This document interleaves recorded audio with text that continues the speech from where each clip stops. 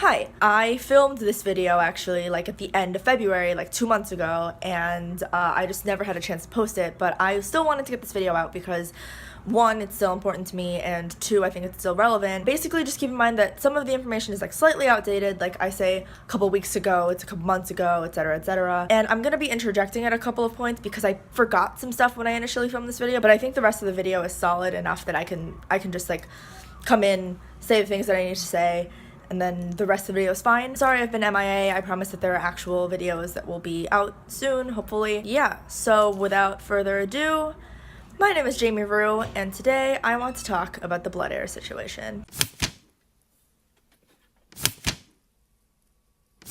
First things first, sorry about the siren that's happening, that's just gonna be like that because, you know, life in New York is like that. And secondly, sorry I haven't posted in like 2 months.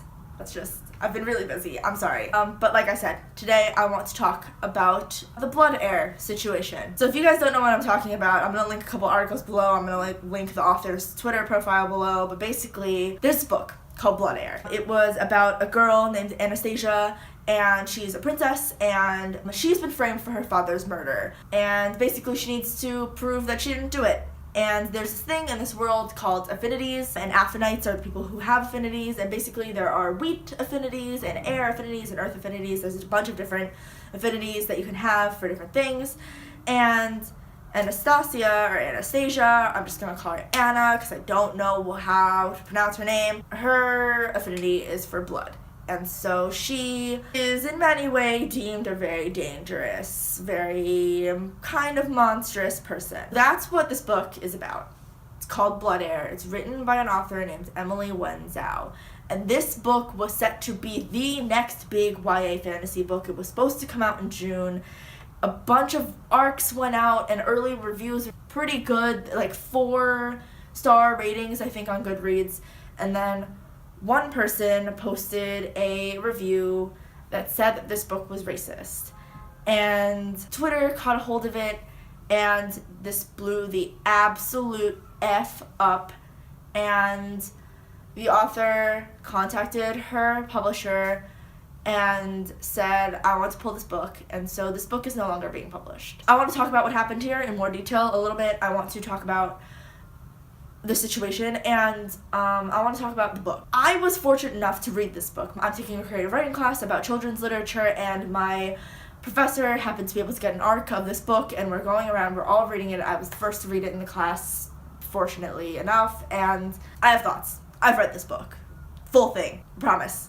I could tell you about it, but I don't think that's legal, so I'm gonna not do that, but I promise I've read this book. But a lot of people commenting on this book hadn't read it. Now, there were two main claims that were made about this book in regards to racism. It was said that this book was colorblind, and it was said that this book featured slavery, and that the author was not black, so she could not write about slavery, essentially. If you want a little bit more detail on exactly what went down, like I said, there are articles linked down below. Hi. So future me here, just coming in to say that there is a third reason that people were mad, and it was important enough that I wanted to put it in here. There is a huge spoiler attached to this, but you're probably never going to read this book. I'm going to be as vague as possible. But basically there is a character who had been described as darker skinned who gets killed off in this book, and it like motivates the main character who had been described as lighter skinned, and so people were mad that a character of color was killed off to motivate a character who was like essentially white. And I see where people are coming from with this, but in my opinion it's similar to people's opinions about when girl characters are killed off to motivate guy characters. A lot of people really don't like that trope. In my opinion, death is a plot device no matter what, and so, you know, you kill off the character that is the most important to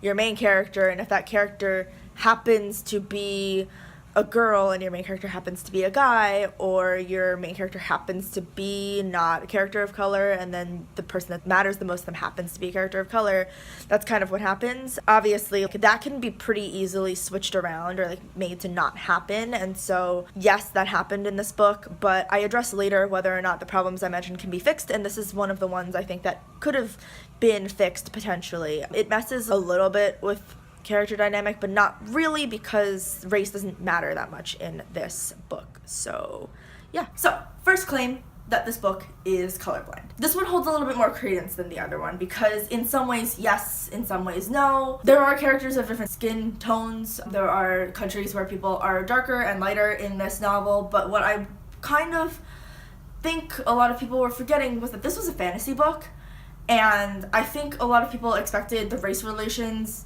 or wanted the race relations in this book to be the same as they are in America or in just like contemporary society right now. And this book takes place on a completely different planet, and that's not what this book was about.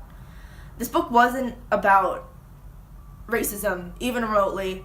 Like, on terms of skin tone, it was about discrimination, of course, but it wasn't about racism specifically. I understand where everyone's coming from, but I don't see as big of a problem with this as some people seem to.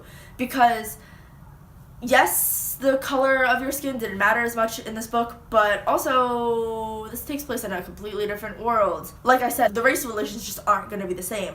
I think what the author was really trying to do was have people of color who are still able to do things and have that not be the focus of her book. Because a lot of fantasy tends to be very white, like everyone is white. Even in scenarios where like they are talking about discrimination, everyone's just white. So I think actually the author did a pretty good job in having skin tone wise a pretty diverse cast and then not having race be the main focal point of the novel. I don't know. I just personally don't think it needed to be, but I do see where people are coming from there. The second point is what I really want to talk about. This book was supposed to talk about human trafficking in China. That's what the author said on Twitter in her apology tweet. That's what this book was about. Like, the main overarching plot is that she's trying to clear her name for like the murder of her father, but this book is actually a lot about human trafficking. There are times when slavery is shown, yes, but what this book was actually really about was human trafficking. And so my main problem with this critique, one, is that it's not true, and two, slavery exists everywhere, not just America, and obviously America, slavery, bad time. I'm not black, so I don't have a say in whether or not people get to write about black slavery. That's 100% no opinion there, like whatever. But again, slavery is not just an American issue, and if the author was trying to write about American slavery, then yes, there is validity to that statement, but also slavery exists absolutely everywhere. Slavery exists right now, literally right now, all across the world, in many different places. And it's mind-boggling to me that everyone immediately thought America, because the author is Chinese and like China has a history of slavery on many levels, and like it's just like a lot of Asian countries still have slavery happening, and so it's just not, I just don't understand. I'm very confused. I just don't think that critique holds, because first of all, she wasn't writing about Black American slavery, she was writing about human trafficking, and even if she wasn't writing about human trafficking and was writing about slavery, slavery exists everywhere, and so I just don't totally get it. If someone would like to explain their stance to me, if they agree with this, I would love to hear it. I really don't understand. But again, this critique was made by someone who had read the book initially, but then a lot of people who hadn't read the book and didn't know what it was actually about because they hadn't read it claimed that it was racist for this reason. And I just don't know that that is the right move on any level. And I also am just, obviously, if this author had had bad intentions in writing this, if she was purposely trying to speak over other people, then this is valid. All of this is valid. But here's what she wrote in the introduction to her novel. Dear reader, 4 years ago, I began writing a story about a corrupt empire steeped in winter, filled with morally gray conmen, deadly assassins, twisted villains, and above all, a girl named Anastasia, who has the power to manipulate blood and who believes she is a monster. It took me 2 years to realize that the monster in the story is me. I am an immigrant, I am a woman of color, and I am an other. In my time in the United States, I have never experienced the sense of crushing fear about my identity that I have recently. Get out of my country, communist, is only one of the slurs I've had screamed at me from across the street. What I've experienced personally and seen across social media outlets and national television broadcasts has all amounted to a hyper-awareness of my foreignness, my otherness, and the possibility that because I am different, I am not worthy of belonging. Blood Heir explores the demonization of the other and this experience of not belonging. Anna's journey examines how one can internalize hatred and fear and how that can warp one's core and turn it into something cruel and twisted. But ultimately, her story is one of self-acceptance and of the realization that we cannot change who we are nor what we are born with, but we can choose what to do with what we are given. And like me, Anna chooses to fight for a better tomorrow. So I gave magic to my girls who were told they were monsters. I gave my children of color the ability to fight oppression, because in a world where there is so little I can control, I want to put hope and power in their hands for once. And in a world where those deemed different are often cast out and made to be monsters, I want them to win.